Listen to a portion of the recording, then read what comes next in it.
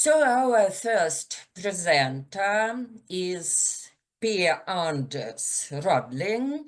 Do I pronounce your name correctly? Nice. PhD and currently an associate professor at Lund University of Sweden. The title of the presentation is The Center for the Research of the Liberation Movement and the Upholdings of the Nationalist Orthodoxy, Shielding the Heroes, Disciplining the Field. So the floor is yours. I will turn off my video right now, and 2 minutes before the time is over, I will appear with some hand movements that your time is close to the end, okay? To warn you. Thank you very much for these words. I was trying to share my screen here, but I realized there is a limitation to this here, by which case I will speak without the background here, documents here. Let me do one. Technical administration will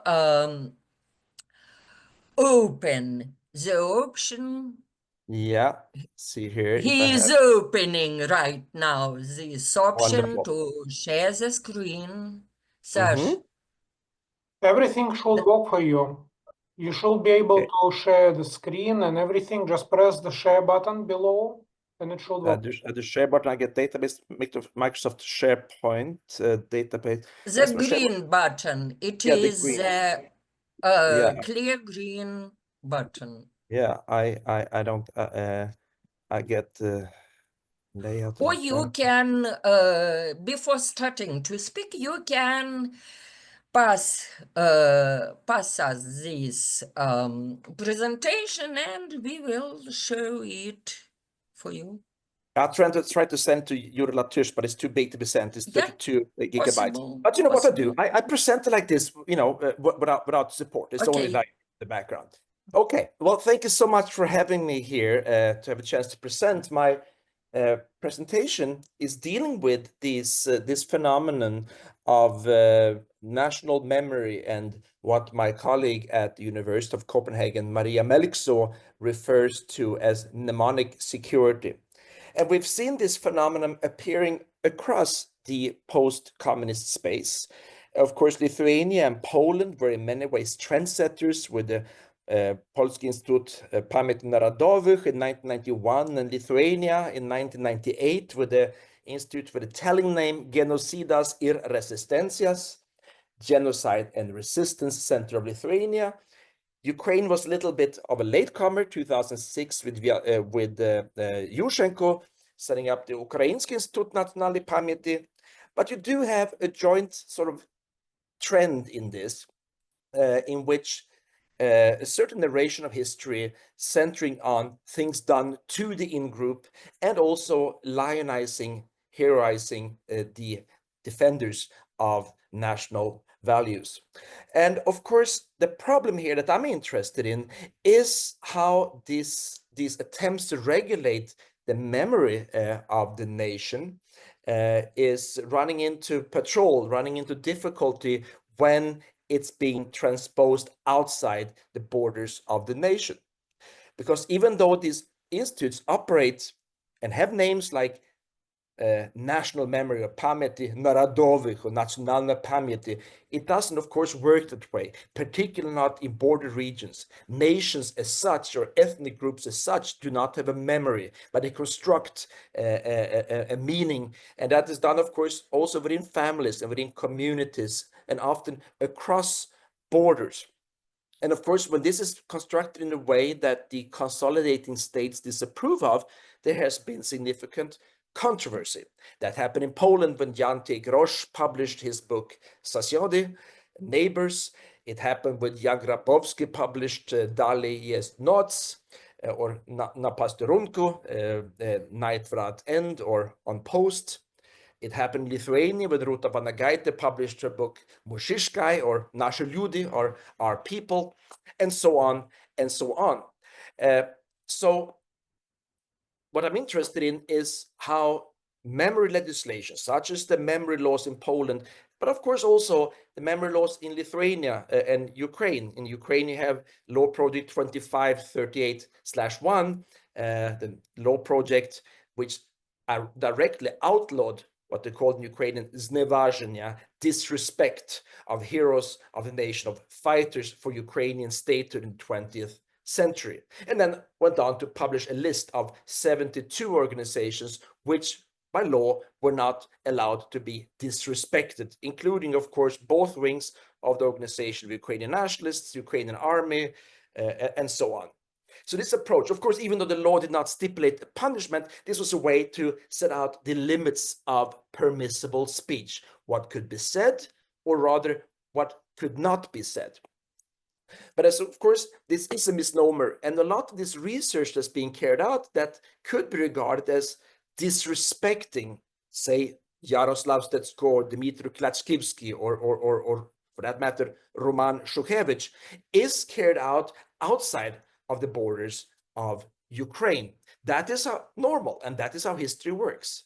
People can sit in California and write about the Holocaust. People can sit in Miami and write about Italian history. And of course, people can sit in Lund or in Los Angeles and write about Volhynia or the massacres during World War II.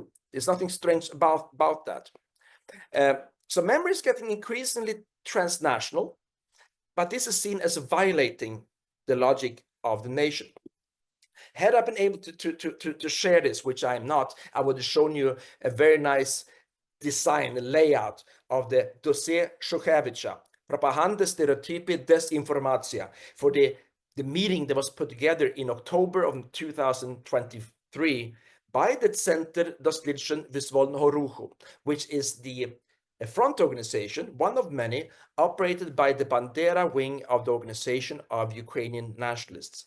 It worked together with the Ukrainsky Kulturny Fond, and it worked together with a number of Ukrainian security agencies for psychological defense, for the military, and so on, for Ukreininform. And of course, the idea here was to combat what is so as propaganda, stereotypes, and disinformation regarding the figure of Roman Shukhevych. And Shukhevych, I think most of you know this. If somebody doesn't know here, he was the leader, the acting leader of the Bandera wing of the Organization of Ukrainian Nationalists and commander of the Ukrainian Insurgent Army, seen by the radical right and by conservative actors as national hero. In Poland, of course, in the Jewish, among Jewish groups, often seen as a highly problematic individual. One for his commanding of the group Nachtigall, a sort of an Abwehr formation embedded in the Wehrmacht, which took part in the mass shooting of Jews in Vinnytsia in 1941, and the soldiers of which also individually took part in the pogroms in Lviv. But also, of course, as commander of the Organization of Ukrainian Nationalists, armed wing, the UPA, which in 1943 carried out an ethnic cleansing operation of the Polish minority in Volyn and later on in Eastern Galicia, which, according to some estimates, tally between 70,000 and 100,000 people, which in Poland was recognized in 2016 as an act of genocide. Of course, that's also a political decision to have this one done. So what they organized in 2023 was this meeting, bringing together a number of figures from the Ukrainian security establishments. And you had here the Nationalny Muzej Memorial Turmana-Lonskoho, you had Alexei Haran, professor politology, Kyivo-Balyanskoy Academy, and so on. A number of figures will get brought together to discuss how to deal with something they call the Shukhevych case, presentation of sociological polls and scientific research on the general of UPA. And how they identified this was to focus on, in particular, one group of scholars that they referred to as the Hrupa Himka, the group of Himka, the Himka group. Himka has played a little bit of a role like the Jan Tegrosz in Poland or Jan Grabowski. He's now not very old, but he's retired for over 10 years. He's born in the 1940s and now in his mid-70s, still active, but has retired. And he's presented as sort of a ringleader for a group of scholars pursuing research clearly znevajate, which are clearly involved in misrepresenting or disrespecting Shukhevych and other fighters in Ukrainian Vyzvolny Ruch in the liberation movement. The other three members that were identified here by Olesya Isayuk of the Turma Nalonskaho on the Prison Nalonsky Street, another UNB organization, was to identify 4 members as core members of this group. Jean-Paul Himka, yours truly, Per Rudling, Grzegorz Rosyliński-Liebe at the Freie Universität Berlin in Germany, and Jared McBride at University of California in Los Angeles. And they constructed this in such a way that in the core of this Ropa Himke, you have that number of people revolving around that one, people that are more loosely connected in the views of the Centre das Lyceum Vyzvolny Ruch and Olesya Isayuk. And that is people like quite good people, quite reputable people, actually much more well-recognized scholars than myself, such as Omer Bartov and David Marples, Marko Tsarenik, Sofia Khrachova, and whatnot. And the idea here will be that there is a group here that are violating in spirit the central aspects of the 3 sort of like, leitmotifs of the politics of memory in Ukraine: dekommunizacja, dekolonizacja, derussifikacja. Well, the way to see this, Himka is, of course, a thankful target because Himka was an orthodox Marxist. He was an anti-Soviet communist, but he was a communist, Marxist-Leninist, even in the Trotskyite direction. And actually, in the 1970s and 80s, he was actually, if it's not paradoxically, smuggling UN literature and UHVR literature from the CIA into the Soviet Union in order to try to undermine the Soviet Union. His slogan was, as his fellow colleagues in the Ukrainian emigre student movement, was to have socialism and democracy in an independent Ukraine. So Himke, very thankful, a Marxist, falls under decommunization. The other 2, myself and Jared McBride, our transgression is that we started we're both Slavists, but our first Slavic language were Russian. In my case, Russian, Ukrainian, and Serbian, even though most Serbian has gone out my other ear. I started up with Russian as my first Slavic academic language, and so did Jared.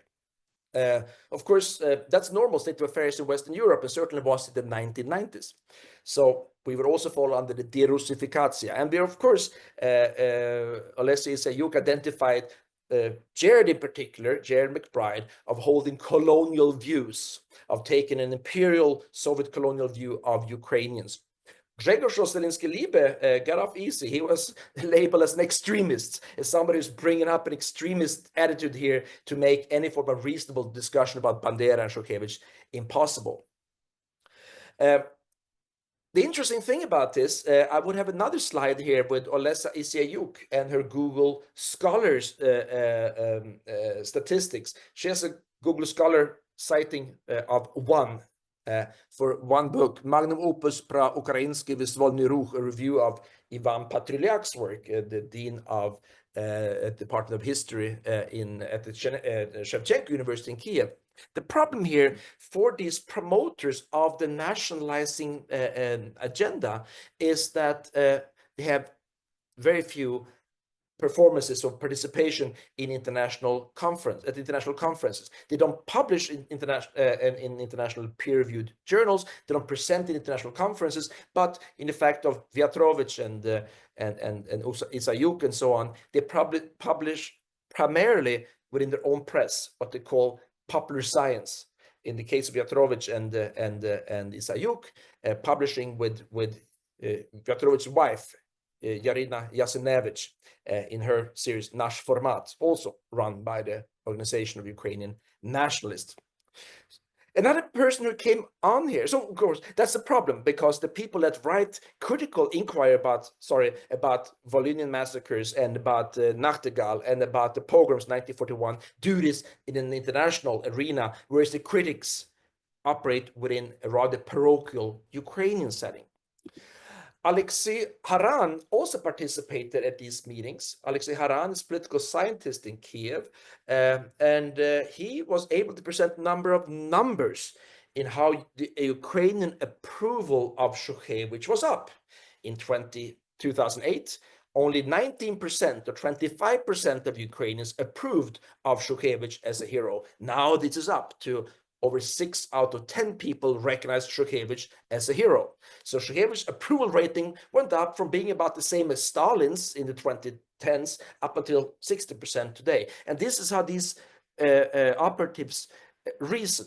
They present history as something that are measured, whether something is true or not, is based upon how many people endorse a certain narration of history. So the Un Upa Holodomor narration becomes true if people believe, for instance, that Shukhevych was a hero and the famine of 1932-33 was a genocide aimed at exterminate Ukrainian nation.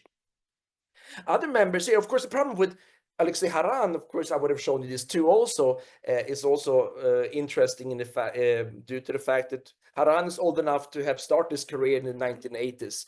Of course, writing about Ukrainsky bourgeois nationalists and about the wise Leninist nationalist policies and how, thanks to the Soviet nationalist policies, they don't have national conflict in Ukraine. He was, of course, spewing the party line of Drushba Narodov and Ukrainsky bourgeois nationalists, and now sitting in a black and red Червоно-чорний вишиванка, identifying John Paul Himka as an odious historian. And of course, the purpose of this is not to repress him, but to communicate very clearly from Ukrainian Forum, Ukrainский Kulturny Fond, from the Ukrainian Department of Psychological Security, to specify that this group of people, the Himkas and whatnot, if you are an up-and-coming aspiring scholar, stay clear of these odiosnie люди.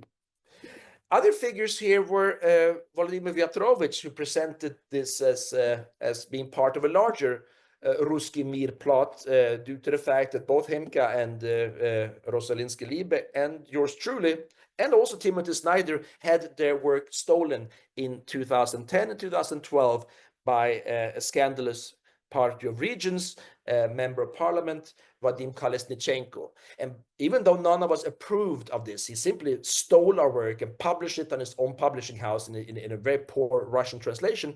We are then guilty of colluding with Moscow and the Zradnik Ukraine, the Izmeny Gorodiny Kolesnichenko, who now lives in Russian-occupied Crimea, and by inference, we're also guilty. This is how this worked out. And what's interesting here, what I'm working on, is the connection between the diaspora and the UN in Ukraine proper. I would have showed you another slide here of something that transpired almost exactly 1 year later, in October 2024, when a former member of the Canadian cabinet, the former Minister of Defense under Stephen Harper, a man by the name of Chris Alexander, appeared in front of a hearing in front of the Canadian Parliament on foreign interference in Canadian politics, dealing primarily with Russian subversion, but also Chinese and Iranian and whatnot, which of course is a real deal and is something that we also deal with in Sweden and in Western Europe, systematic Russian falsification of history, interference in elections and whatnot. It is no doubt a real thing and something which definitely should be taken seriously and whatnot. But this opens up also for certain manipulations. So Chris Alexander stunned the Canadian hearings when he, almost unannounced, brought up a number of documents, supposedly from the SBU archives in Kiev, which identified one veteran Canadian journalist, David Pugliese, as an asset of the KGB since 1984, and supposedly who had continued his work well up until today. Pugliese is sort of a progressive center-left journalist who has written about stuff that the Ukrainian diaspora in Canada greatly disapprove of. One is on the Waffen-SS Halichina and their immigration to Canada.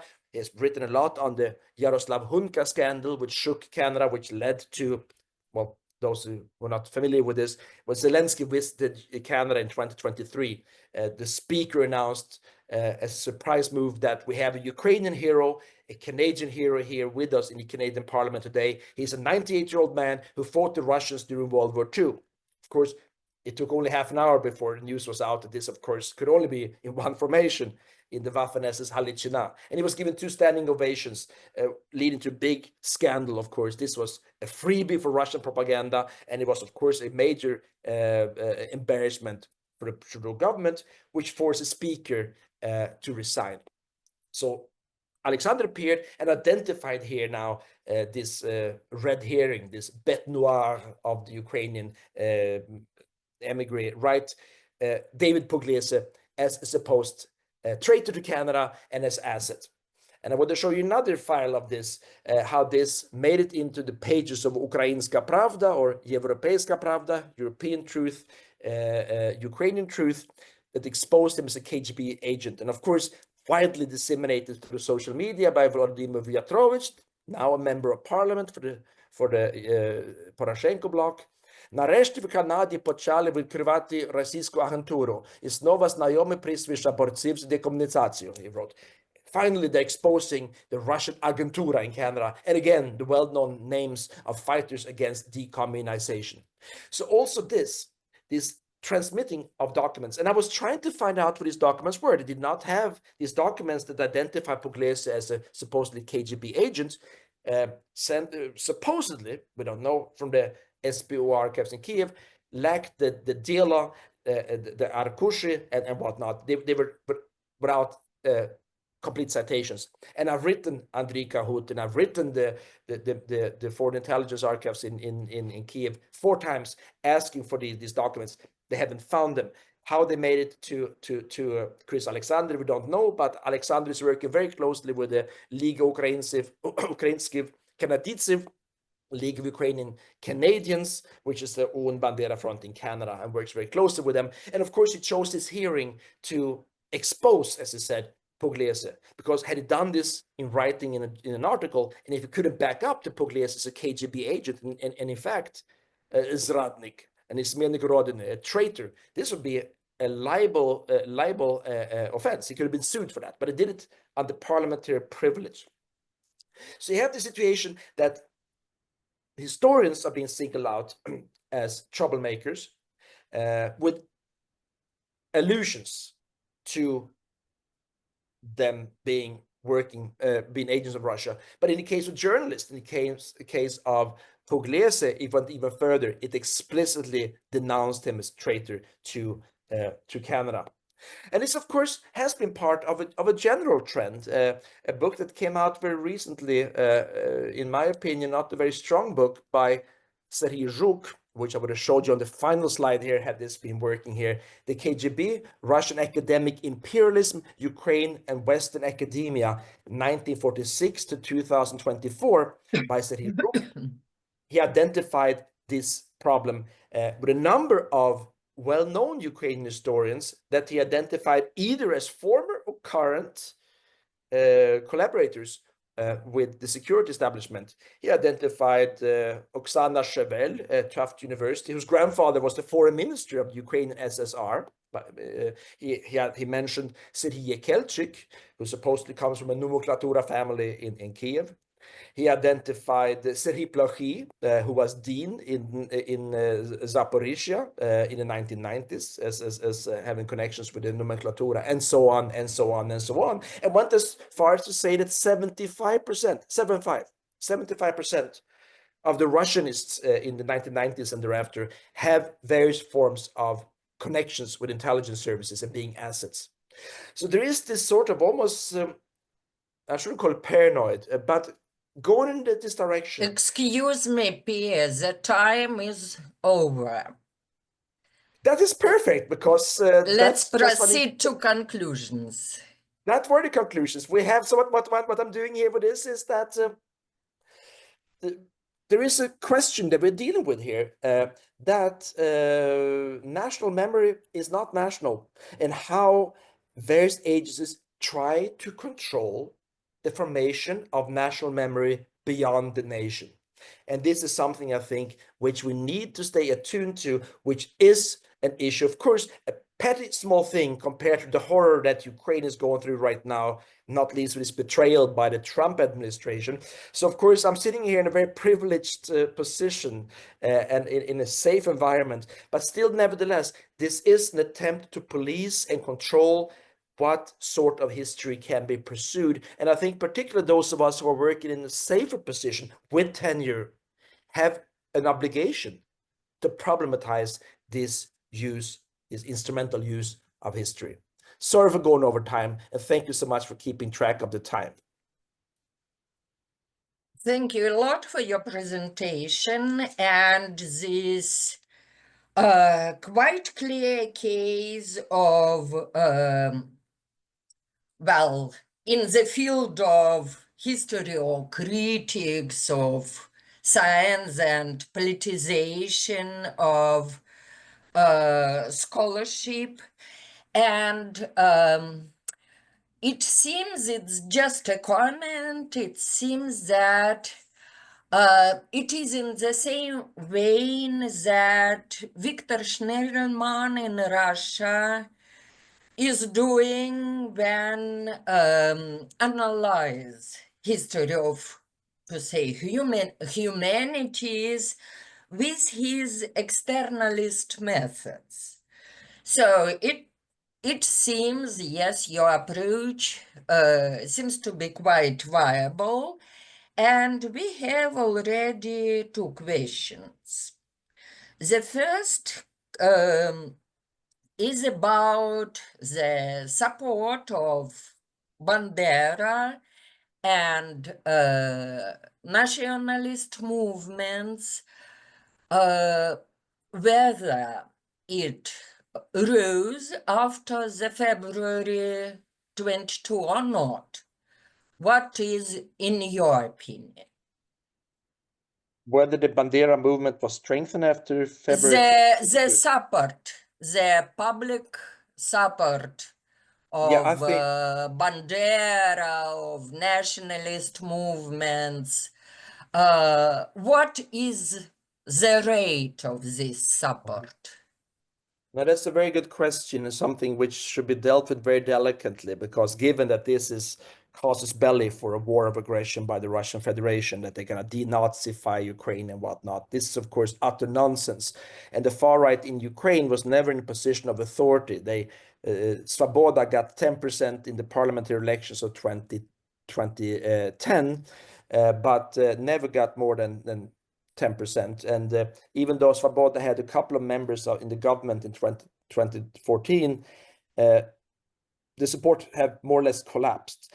But what is important here to remember is that in terms of memory politics, these groups, the various front organizations of the Organization of Ukrainian Nationalists, have been very good at coming to power through the Ukrainian Institute of National Memory. They lead the SBO archives, and they have been disproportionately influential in shaping memory. And of course, given the Russian aggression, it is natural that people fall back upon nationally mobilizing myths. I actually expected already in 2014 to see more of that. So I have to say that in terms of the political clout of the far right in Ukraine, it's smaller than many of the neighboring countries, much smaller than Hungary and Slovakia, and for that matter, Poland. But in terms of memory production, they have been very influential. And the approval has gone up. And Haran proudly explained that there is now an approval rating of Shukhevych close to 60%. Of course, most Ukrainians do not know about his role in the pogroms, in the role of the Volhynian massacres. And of course, they do not approve of ethnic cleansing and anti-Semitism and racism. So what they've done here is something they've done very similar to other East European countries and Western European countries too, to separate the patriotism of Bandera. It's like, well, it's like what Putin is doing. He doesn't celebrate, Stalin's purchase and Sandermo and Bukovina and whatnot. He celebrates the great patriotic war, right? you celebrate what's nice about this. And this sort of like, that's of course something we cannot allow ourselves to do, and any historian, but that's how this has worked, is used this instrumentally for national mobilization. But under Zelensky has, as a previous speaker has said, the sort of Vyatrovich policy has continued without Vyatrovich, but Zelensky has toned this one down. There are occasionally, just a few days ago, there was on Twitter at the Ukrainsky Institute Nationale Pamyati, a celebration of the 75th anniversary of the martyrdom of Shukhevych, right? So they do this, the commemoration of Shukhevych and whatnot, but they've mostly switched into 1918 and the Vinnychenko and Petliura and whatnot, because Zelensky, being of a Jewish background, has, and of course from a Rusgazitsny, a tile of Ukraine, has no interest in this mythology around Bandera, which is very much a Galician or Volhynian, you know, it's not even a Western Ukrainian myth, because already you get to Bukovina, not to mention Zakarpattia, you don't do too much of this. It's a Galician, partially Volhynian myth. So the memory of Shukhevych and Bandera is very much regional, but in Ukraine as a whole, of course, 20 years of government-sustained rehabilitation has had an impact. That does not mean Ukrainians are not Democrats, because they are, but it's selective memory that is taking place. So I think we need to keep this in mind. But the approval has gone up, and to the great approval of the former Chilean Comparti, Haram. Yeah. Well, we have two more questions. I would like to pronounce both, and because of shortage of time, you could choose which one to answer. Yes, because we have only 2 minutes. Okay. So the first one concerns with the role of this center of research in the actual current politics of decommunization and decolonization that you mentioned. Another is, yes, in continuation of what you've mentioned recently, could we thus speak about these lines of different mythology in terms of not only instrumentalization of memory, but also in attempts to reach some kind of consensus of agreement in public sphere concerning what we remember and what we shouldn't. So there are 2 questions and a short time to pick out one to answer. Yeah, I think on the said they've had, even though Vyatrovich is no longer in power, they are evidently getting funding from the Ukrainsky Kulturny Fond. They are able to work together with the authorities, and of course, they still control the SBU archives. They have close connections. Vyatrovich, of course, together with Shukhevich's son, Yuri Shukhevych, a long-term distant, wrote the decommunization laws, and they were passed through parliament after 38 minutes of discussion. So they are well positioned. Vyatrovich is the member of parliament. These people are all well connected, but nevertheless, I think it's not so much the Vyatrovich agency that's been able to push it through, but I think if somebody has done more to unite Ukrainians ever in the history of Ukraine, has been Vladimir Vladimirovich Putin. His war of aggression has brought Ukrainians together. And I think also beyond this regretfully narrow Galician notion of Ukrainian history, because it's a Galicia-centric narrative, which this, I mean, people in Dnipropetrovsk or in Poltava or in Luhansk would have no way to identify with this regional sectarian extremist movement, which did not speak for Ukrainians. That at maximum 30,000 people, and their front organizations, even though they were successful in infiltrating and staffing leading organizations, they were not really able to, in any deeper sense of the mind, to banderize Ukraine. That is sort of a stereotype which Putin is pursuing. But they've had much more success in pushing through, for instance, the internalization of the Holodomor discourse. 93% of Ukrainians are of the idea that the famine was a genocide of the Ukrainian nation. That has been much more successful, whereas only 60% approve of Bandera and Shukhevich. Which says, Excuse me, Pierre. I would suggest, because we are already out of time, to answer, to continue answering in the Zoom chat with the option to all or to everybody, because it would be interesting to know the rest of this answer, your answer to the second question, and one more, which I would like to read now. And you also could continue typing in the Zoom chat. Yes, the answer. It is the question. I quote, I saw a report today that common AI chatbots are purposely infected with Russian disinformation, what was referred to as a form of grooming, yes, in marks, i.e. to produce Russian narratives, especially for Western audiences, but not solely for them. In what ways may AI complicate mnemonic security transnationally? I guess it is quite interesting question also to discuss and also to you. well, Thank you. I am very thankful for your speech, and we all would be very thankful to read the answers.